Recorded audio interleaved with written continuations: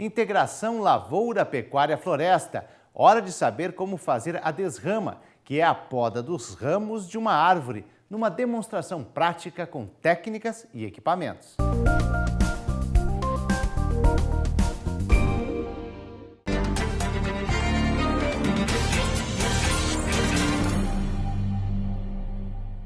Olá, vamos dar início então à sequência das aulas anteriores, dando sequência então ao sistema de integração Lavoura, Pecuária, Floresta no bioma Mata Atlântica. Então, uma imagem para ilustrar, né? Sistema com sorgo forrageiro aqui, que isso aqui o gado vai entrar para pastejar. Recém feita a segunda desrama, então nesse caso aqui já é uma área que foi feita a segunda desrama. Então, nós vamos mostrar um vídeo aqui sobre desrama, num caso em que a desrama é levada até 10, 11 metros de altura, porque há um interesse nesse sistema por esse pessoal. Então, observem aqui um trabalho bastante... Vejam essa pessoa, né, o trabalho que ela faz usando uma escada e uma tesoura elétrica. Nesse caso, usa-se tesoura elétrica porque esse funcionário, esse trabalhador, ele consegue fazer 800 árvores por dia. Muita árvore. Mas contem os ramos que caem agora, por favor. Olhem lá, ele chegou no topo da árvore, aí ele 1, 2, 3, olha a rapidez, 4, 5, 6, 7, 8, mais um, 9. Ele tirou 9 galhos, desce, essa escada tem 6,5 metros de altura. Nesse vídeo demonstra a possibilidade de usar uma tesoura elétrica, uma escada de alumínio para fazer podas mais altas. E essa imagem seguinte, no canto direito superior, é uma imagem de uma poda convencional, usando um serrote feito do chão, com árvores que ainda tem aí na casa de uns 6 metros de altura, e a pessoa consegue fazer do chão a metade dessa árvore sem maiores dificuldades, eu diria, sem as mesmas facilidades de uma tesoura elétrica, mas consegue fazer também. Então, o critério para fazer a primeira desrama, que a gente vinha comentando, está aqui, ó. Vejo que na foto da esquerda, no alto, né, a árvore ainda não recebeu nenhuma desrama e chegou o momento.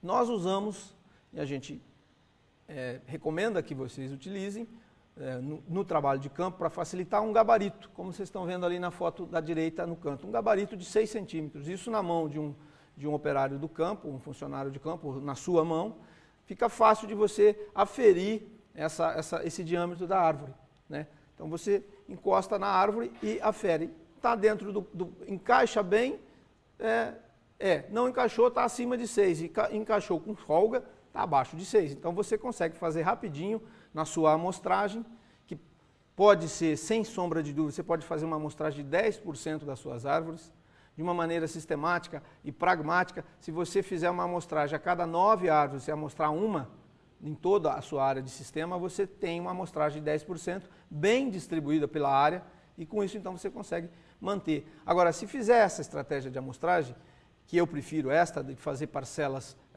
homogêneas dentro do sistema, anote e faça essas avaliações sempre nas mesmas árvores, para você ter condição de estabelecer o ritmo de crescimento dessas árvores. Porque fazendo essas avaliações todo ano ou a cada 6 meses, você consegue construir uma curva de crescimento que vai ser fundamental depois lá na frente para a tomada de decisão dos desbastes, que os desbastes também vão ser feitos em função do crescimento das árvores. A gente vai ver isso já na sequência. Bom, então, nessa imagem ainda, à esquerda abaixo, né, ficou preso lá o gabarito, e vocês podem ver num close um pouco mais de próximo, mais de perto, a árvore desramada ali, um corte feito nos galhos ali. Então, a primeira desrama é feita nesse momento, e uma ferramentazinha fácil de utilizar para evitar erros é usar um gabarito como aquele ali de 6 centímetros de diâmetro. E aqui um exemplo do que não deve ser feito, né? A tomada de decisão foi bem feita e tal, mas a poda mal executada, por exemplo, né, a desrama mal executada, vocês vejam ali na foto da esquerda, na foto C, na imagem C, tem um toquinho, ali tem uma trena, uma régua medindo ali, de mais de 1 centímetro.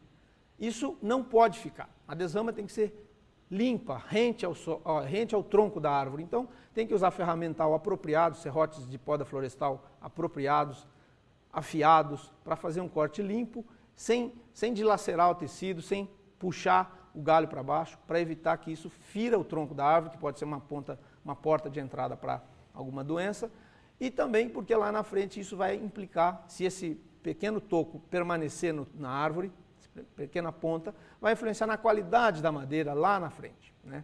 Nós vamos ver uma imagem para ilustrar isso. Então, aí está um exemplo, 4 imagens, demonstrando problemas na execução, né? Não dá para deixar esses cabides, como nessa imagem também, né? Vocês podem ver já uma desrama na altura e contra a linha do céu, né? Que dá para ver bem nessa imagem, os pequenos tocos, as pequenas pontas deixadas ali, né? Então, não pode, isso é uma prática que não pode ser feita dessa forma, tem que cuidar nesse aspecto. E o impacto da desrama mal feita está nessa foto, nesse detalhe de dois anéis, de 2 discos de uma tora, né, que é onde você vê no disco de cima os tocos, as pontas dos galhos que ficaram mortos junto ao tronco e que a árvore, quando cresce, ela englobou isso. E aí lá na frente você tem então uma qualidade, vai afetar a qualidade da tora, da lâmina, enfim, vai afetar a qualidade da sua madeira. O desejável é o disco de baixo, onde o núcleo nodoso, onde o núcleo que vai ter nós, são concentrados. Então, como a gente está usando a primeira desrama com 6 centímetros de diâmetro, nós vamos ter, então, espera-se, se pretende com isso, que o núcleo nodoso, ou seja, a parte de madeira com nó de baixa qualidade, seja só aquela grossura de 6 centímetros. E dali para fora, o que a sua árvore incrementar deve ser madeira limpa, madeira clear, né? Então, madeira de qualidade para desdobro. Bem, então, falamos da desrama até aqui, vamos para o passo seguinte, que seria comentar sobre condução das árvores, o desbaste, ou seja, a retirada inteira de árvores, que é quando, então, a prática de desrama já não é mais o suficiente para regular o sistema, né, do ponto de vista de radiação solar para baixo, né, para o dossel das plantas inferiores, forrageiras ou de lavoura, e a gente precisa, então, continuar regulando a entrada de luz, e aí a alternativa é retirando árvores. E aí, como a gente falou na aula anterior, o desenho, o arranjo, quantas árvores eu coloco por área, qual o espaçamento entre uma árvore e outra, vai influenciar muito nesse tempo, ou seja, quanto mais apertado, vamos usar esse termo, eu plantar as árvores, eu planejar o sistema, mais cedo eu vou ter que retirar árvores inteiras. Porque eu vou chegar até um ponto de desrama, não vai ser mais suficiente eu continuar fazendo desrama, ou não vai ser mais prático eu continuar fazendo desrama para cima, na medida que a árvore cresce, então eu vou ter que tirar árvores. Se eu planejei um sistema mais adensado no começo, né, eu vou ter então que fazer desbastes mais cedo. Fazer desbastes mais cedo significa colher madeira fina, madeira de pequeno diâmetro ainda, que tem utilidade para lenha, para carvão, para fazer mourão de cerca, tem uma série de utilidades. Mas se eu não for utilizar essa madeira fina, eu vou ter uma despesa, que é de fazer o desbaste, e não vou ter receita disso, ou não vou ter utilidade. Então, volta um pouco no tempo e planeja adequadamente a densidade de árvores no sistema, se eu não precisar colher madeira fina. Então, é fundamental esse planejamento anterior para evitar de ter que entrar fazendo desbaste precoce, por conta de que, se eu não fizer o desbaste, já não consigo mais regular o sistema só com desrama. Agora eu preciso tirar a árvore, então se eu não fizer esses desbastes, eu vou ter um problema de excesso de competição por luz, ou seja, excesso de sombra para as plantas de lavoura e planta de forrageira, para as pastagens, né? Então, nesse aspecto, o desbaste vem no sentido de diminuir a competição entre as árvores, para que elas também continuem crescendo a taxas boas e produzindo uma qualidade de madeira boa, mas principalmente para você regular a entrada de luz de radiação fotossinteticamente ativa no sistema, né? Então aqui um exemplo, ó, nessa imagem, já depois do desbaste feito. Essas árvores foram conduzidas. Originalmente elas eram um espaçamento de 18 por 3. Vocês estão vendo a rebrota, que é algo não desejado, mas vocês podem perceber nessa imagem que existe rebrota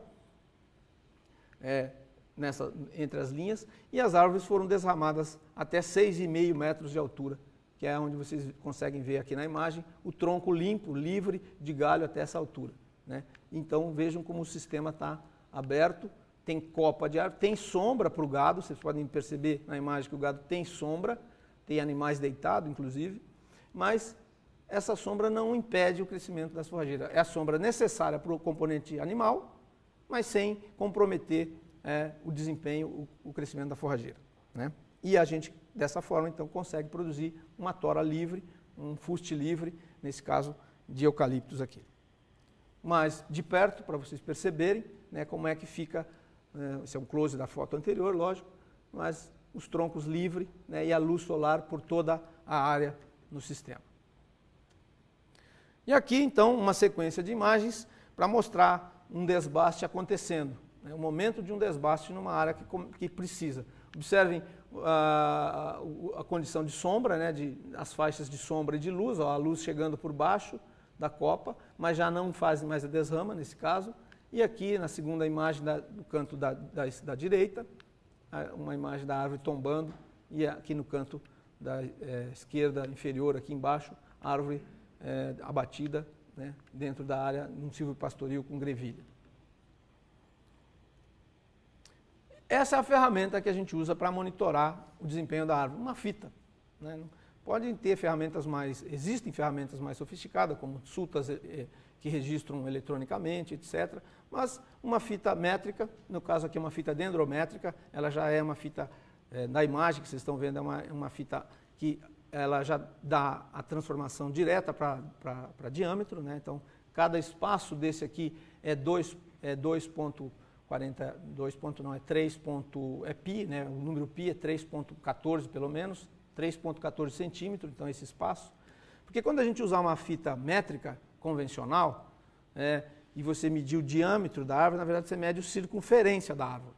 Então, quando você mede a circunferência da árvore, você precisa dividir isso por pi para encontrar o valor do diâmetro. Mas você faz isso numa planilha de Excel sem dificuldade. E se você tiver uma fita dendrométrica, como é o caso da imagem, você já tem a leitura direta em diâmetro. Mas, enfim, é uma fita. É melhor uma fita assim, que é uma única medida no tronco. Você pode usar sultas, que são equipamentos que medem essa distância, né, entre uma face do tronco e a outra, mas aí você precisa fazer duas medidas e tirar a média. Eu acho isso mais demorado do que usar uma fita onde você envolve o tronco, a circunferência, e qualquer defeito que esse tronco possa ter, ela é compensada por aí. Então uma fita funciona muito bem nesse caso, né? Essa imagem, só para ilustrar, ó, é uma árvore de 8 anos e um diâmetro ali de 27,75 milímetros, né? É uma árvore de 8 anos. Bom, e aqui um gráfico para ilustrar esse ponto de tomada de decisão de quando que eu vou tirar as árvores. Então, vamos lá. Vocês estabeleceram, nós estabelecemos, né, você lá na sua área, ou no trabalho que você acompanha, estabeleceu as suas árvores de monitoramento. E você vem monitorando isso no primeiro ano, então a gente pode ver por esse gráfico, primeiro ano ali, um ponto, no segundo ano outro ponto, no terceiro, e aí nesse gráfico ilustra até o 9º ano. E esses pontos juntos fazem essa curva de linha negra, né, grossa. Então, demonstra como é que essas árvores cresceram até o 9º ano. No eixo X do gráfico aqui tem o volume, então você, ano por ano, você tem o cálculo de volume que foi incrementando. Percebam que no primeiro e segundo ano tem uma taxa de crescimento interessante, ó, né? Essa diferença ali entre o primeiro e o segundo ano, o incremento corrente anual é interessante, né? Está dando 2 unidades, 1 unidade e pouco ali de crescimento de volume, né?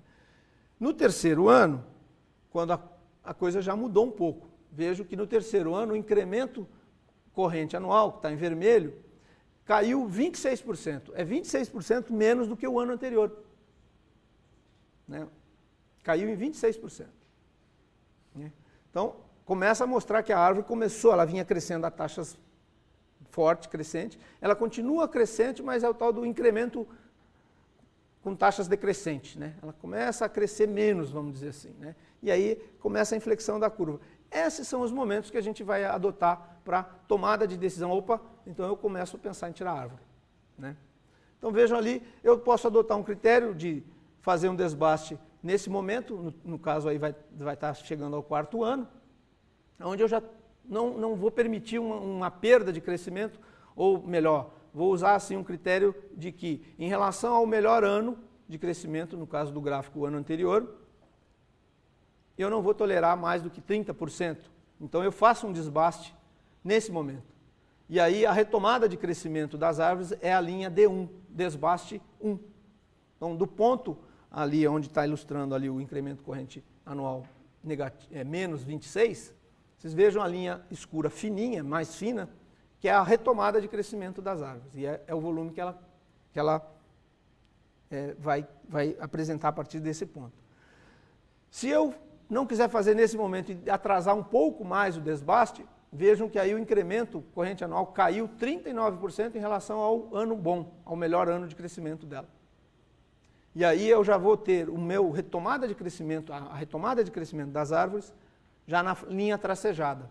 Então vejam que se você erra, ou por algum critério errou, ou você tomou a decisão de fazer isso de outra forma, a retomada de crescimento e o incremento de volume de madeira vai sendo diferenciado nesse exemplo aqui, né? Um exemplo com 2 momentos de desbaste. Quando eu assumi um desbaste com menos de 30% de perda em relação ao crescimento melhor, no pico de crescimento, e o outro onde eu já assumi um desbaste com quase 40% de perda. Então, se vocês estiverem monitorando as suas árvores no sistema, você consegue montar um gráfico desse e tomar a decisão técnica, com base em um parâmetro técnico, ao invés de ficar pensando no tempo. Porque tem ano que essas árvores, em função de clima, em função de algum evento, vão crescer em taxas diferentes. Então, se você indexar isso sempre no tempo, vai ter uma margem de erro maior do que se você fizer desta forma, monitorando o crescimento dessas árvores. E 10% das árvores não é um volume que impeça o monitoramento. Ah, mas eu tenho, sei lá, tenho lá 100 mil árvores, 10% é muitas árvores. Sim, mas aí a gente vai lançar mão de estatística para isso e vai fazer uma amostragem menor do que isso, né? Mas aí precisamos fazer umas contas para fazer isso. Mas em áreas normais que existem por aí, até 100 hectares, 10% das árvores parece um trabalho grande, mas isso é feito uma vez por ano. Mas eu posso fazer menos? Pode, né? Você pode usar 5% disso, só que aí a sua margem de erro no sistema plantado em linhas, nos sistemas de ILPF em linhas, você vai estar assumindo um erro que vai chegar a quase 8%. Mas se você assume esse erro de amostragem de até 8%, também não tem problema. É uma questão de saber qual é o tamanho do erro que a gente está assumindo na hora de fazer a amostragem, né? E aí você toma uma decisão com critérios que te orientam melhor do que se você estivesse pensando só em indexar isso no tempo, número de dias ou anos, né? Bem, então, isso aqui é um exemplo de onde vocês podem também, se quiserem, baixar 2 materiais que eu acho interessante para essa estratégia de manejo. O da esquerda é uma apostila que tem com mais detalhes do que a gente acabou de comentar aqui hoje, né? E o da direita é um comunicado técnico que tem uma planilha bem simples, mas bem prática para você utilizar para fazer os seus desenhos, ou seja, imaginar quantas árvores vai num hectare se eu pensar em 18 metros, 3 linhas, com 2 metros entre árvore, 3 entre linha. Quer dizer, você pode pensar, planejar o desenho que você quiser e essa planilha te dá essas contas de árvore, área ocupada pelas árvores e tal. É uma coisa simples, mas ajuda bastante na hora de tomar a decisão, na hora de desenhar um sistema ali, tá? Então, naquele endereço ali, você pode fazer um download disso aí.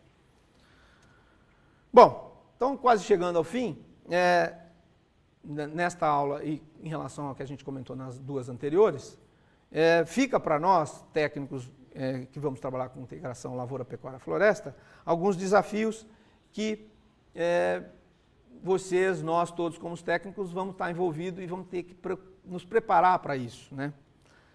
E basicamente ele vai exigir mudança de costumes, de como a gente trabalha o uso da terra, mas vai exigir, vocês vão perceber aqui, eu vou abrir toda a imagem aqui, capacitação. Vejam, capacitação, capacitação, capacitação, né? Nós precisamos realmente entender melhor isso e entender melhor como funciona isso e vivenciar melhor isso, porque é um sistema mais complexo de gerência, não é complicado, ele é simplesmente mais complexo e a gente precisa dominar melhor essas ferramentas. Então, se você é um profissional que sempre trabalhou com lavoura, agora vai ter que se preocupar em entender um pouco mais também de árvores, de pecuária. Se você é um profissional da área zootécnica e nunca trabalhou com lavoura ou com árvores, agora vai ter que pensar um pouquinho nisso, né? E, por exemplo, é comum, né, quando é um curso onde a gente pode perguntar para as pessoas e elas responderem ao vivo, a gente perguntar quem sabe o preço da madeira. É comum, por enquanto, né, eu espero que não seja comum, mas daqui para frente, as pessoas saberem o preço do leite, da soja, da arroba de gado, do milho, mas quando você pergunta o preço da madeira, as pessoas não se dão conta disso. Então, se me permitem, a sugestão é que, a partir de agora, comecem a se antenar na minha região, quanto é que está valendo o preço da madeira, para começar a fazer contas desse tipo de uso da terra, né? Bem, então, se a gente puder contribuir com vocês no futuro com alguma discussão, a gente está à disposição. Obrigado e até uma outra hora.